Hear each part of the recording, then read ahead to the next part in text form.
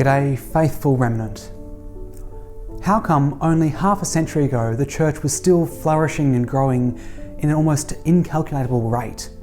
How come the church has moved from the pillar and strength of society to a failing entity in some eyes? This is a real question for many, that a whole generation of people is now coming to grips with the realisation that their following generations have not adopted the same public practice of the faith as their forebears. Often, parents whose children have left the faith ask themselves if it's their own fault, or turn to the ill-defined notion of secular society as scapegoats to blame for this phenomenon. Both of these arguments are fundamentally false. First, there is no way that a whole generation of ardent Catholics could spectacularly fail with such consistency on the scale that the decline has taken, either by mistake or on purpose. A logical truth which should take the burden of guilt off many distressed parents.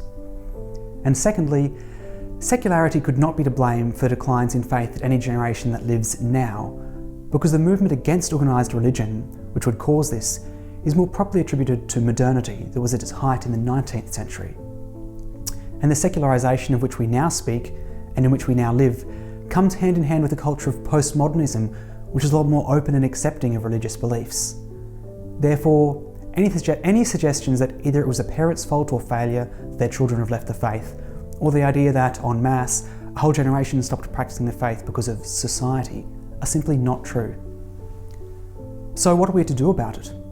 Well, I think today's Feast of St. Monica has particular relevance and is a stellar example, not just for parents, though her intercession would be admirably sought, but for all of this present generation. St. Monica continued to pray for St. Augustine, whom she could see to have fallen away from the faith. But importantly, St. Monica lived her own life of faith in hope and love. In faith, she continued to pray, imploring the Lord for the conversion of her child, and for his own good.